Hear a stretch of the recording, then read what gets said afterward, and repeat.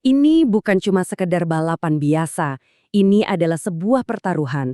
Mungkin pertaruhan terbesar dalam karir seorang bintang motorsport yang lagi meroket.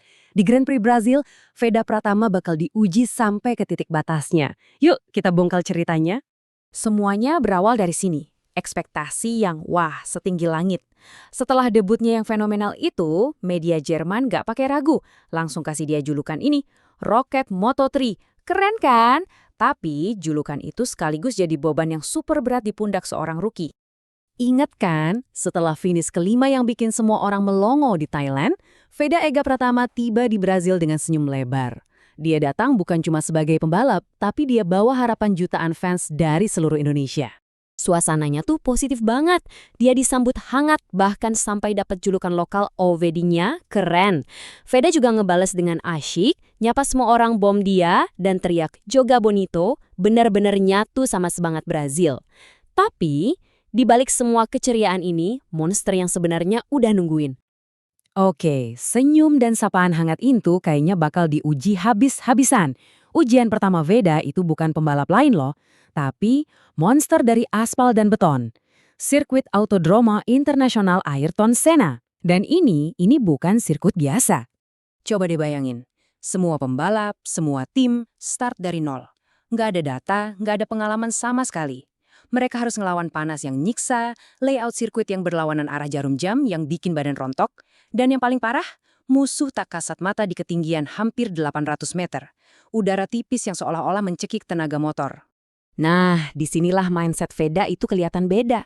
Dia sadar banget, kunci kemenangan di sini itu bukan soal kecepatan mentah, tapi soal seberapa cepat otaknya bisa membaca sirkuit dan seberapa cepat tubuhnya bisa beradaptasi sama kondisi ekstrim ini. Ini pertarungan kecerdasan, bukan cuma adu kencang. Geser dari trek, kita masuk ke garasi. Perang Veda ternyata nggak cuma di lintasan, tapi juga di dalam garasi. Tempat krisis teknis lagi terjadi. Suasananya tegang banget. Para mekanik seolah-olah lagi berusaha menjinakkan bom waktu. Jadi, masalahnya apa sih sebenarnya? Gampangnya gini, udara tipis di Brazil itu mencekik mesin Moto3 yang super sensitif. Mesin ini kan dirancang buat kondisi udara padat di permukaan laut. Coba bayangin, kita disuruh lari sprint di puncak gunung. Ngos-ngosan kan? Nah, mesinnya juga gitu. Tenaganya drop, dan yang lebih bahaya, jadi cepat banget panas. Dan di track, efeknya jadi mimpi buruk beneran.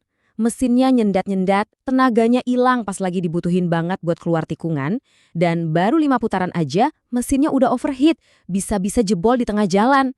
Situasinya begitu gawat, sampai teknisi ahli dari Honda Racing Corporation harus turun tangan langsung. Kepanikan mulai terasa di garasi. Di tengah kekacauan mesin ini, muncul lagi konflik lain, perdebatan sengit antara Veda dan kepala mekaniknya. Si mekanik maunya main aman, pakai setup yang udah pasti-pasti aja. Tapi Veda yang ngerasain sendiri bannya habis sebelah dengan cepat, nuntut perubahan yang radikal dan berisiko. Kepala mekaniknya khawatir setup ini bisa bikin Veda karena high side, kecelakaan paling bahaya. Tapi Veda tetap ngotot. Dan percaya nggak, perdebatan hebat yang bisa nentuin nasib mereka di akhir pekan ini, cuma gara-gara pergeseran geometri suspensi belakang sebesar 2 cm. 2 cm. Ini nunjukin betapa tipisnya batas antara kejeniusan dan bencana di dunia balap motor. Oke, perang lawan mesin dan sirkuit belum cukup, ternyata ada satu lagi pertempuran yang nggak kelihatan. Perang di dalam pikiran Veda sendiri. Dan mungkin beban psikologis inilah yang paling berat dari semuanya. Dia tuh bukan lagi cuma seorang pembalap. Dia sekarang adalah aset investasi. Tiap gerakannya dianalisis, tiap kesalahannya dikritik habis-habisan. Sponsor nagih hasil, jutaan fans di rumah berharap keajaiban. Dan tim-tim lawan pun mulai main cywar buat ngerusak mentalnya. Dan kutipan ini yang dibisikkan oleh salah satu anggota krunya, rasanya merangkum semuanya dengan sempurna. Di tengah semua tekanan gila ini, mereka sadar. Di balik helm dan baju balap itu, ada seorang anak muda yang lagi memikul beban satu negara di pundaknya. Jadi gimana Veda ngerespon semua tekanan ini? Apa dia main aman? Oh tentu tidak. Dia justru memutuskan untuk mempertaruhkan segalanya. Dia memilih strategi yang sangat-sangat berisiko. Buat ngejar 0,2 detik yang hilang di tikungan Senna S, Veda pasang taruhan gila. Dia minta timnya bikin tuas rem depan jadi super sensitif.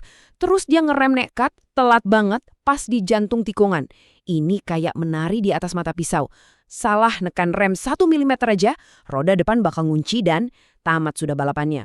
Seolah semua drama di trek belum cukup, tiba-tiba, bom! Ada serangan dari luar lintasan. Tantangan terakhir Veda datang bukan dari rivalnya di trek, tapi dari ruang rapat para ofisial balap. Sebuah tim lawan ngajuin protes resmi. Mereka nuduh tim Veda main di area abu-abu peraturan, pakai perangkat aerodinamika atau winglet yang dianggap ilegal buat dapat keuntungan. Ini jelas manuver politik buat ngerusak konsentrasi. Dampaknya gede banget. Sekarang bukan lagi soal menang atau kalah di trek, tapi ancaman diskualifikasi yang menghantui tiap putaran. Anehnya, serangan ini justru jadi bumerang. Tim Veda yang tadinya sempat retak, sekarang malah jadi solid banget. Mentalitas mereka berubah jadi kita lawan seluruh dunia. Jadi, pertanyaannya sekarang adalah, dihadapkan dengan mesin yang bermasalah, sirkuit yang buas, tekanan mental yang luar biasa, dan serangan politik dari rival. Akankah Veda Ega Pratama, si roket Moto3, mampu terbang melewati semua rintangan ini, atau dia justru akan jatuh? Pertaruhan sudah dipasang.